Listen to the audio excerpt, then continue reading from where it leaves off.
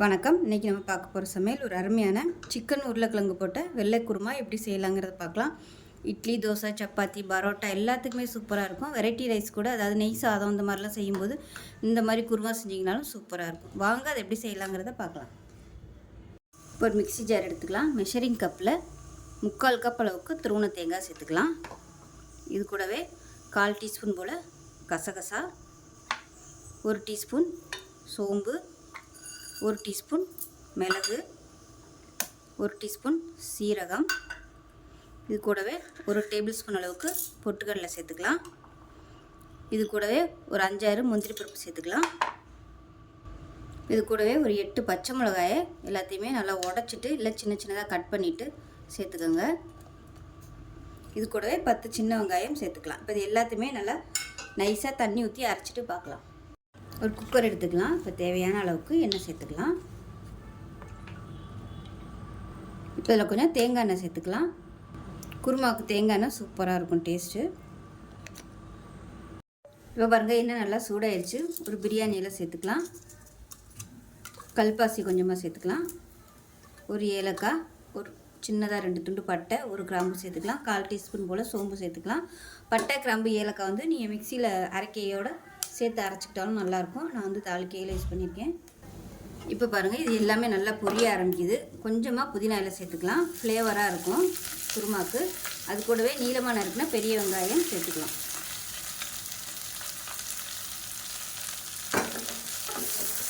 வெங்காயம் நல்லா வதங்கட்டும். கண்ணாடி பதம் வதங்கினா போதும். இப்போ வெங்காயம் லேசாக வதங்கினதும் 1 டேபிள் ஸ்பூன் இஞ்சி பூண்டு பேஸ்ட் சேர்த்து நல்லா வதக்கி விட்டுக்கலாம்.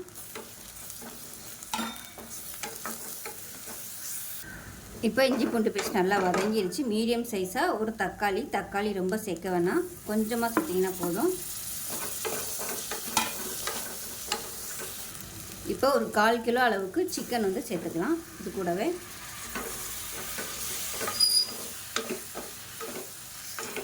இப்போ இது கூடவே ஒரு 1/2 டேபிள் ஸ்பூன் தனியாத்தூள் சேர்த்துக்கலாம். வெள்ளையாக வைக்கிறதுனால மஞ்சள்தூள் சேர்க்க வேணாம், தனியாத்தூள் மட்டும் சேர்த்திங்கன்னா போதும்.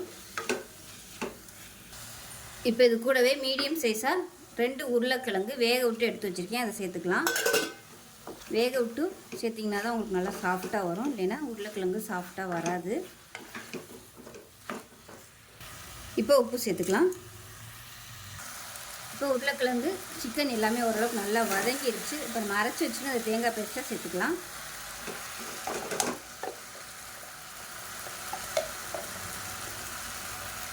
சேர்த்துட்டு நல்லா வதக்கி விட்டுக்கலாம். இப்போ மிக்ஸி அலசிட்டு அந்த தண்ணியை சேர்த்துக்கலாம். திக்காகவே வச்சுக்கோங்க. இது நல்லா கலந்து விட்டுருலாம்.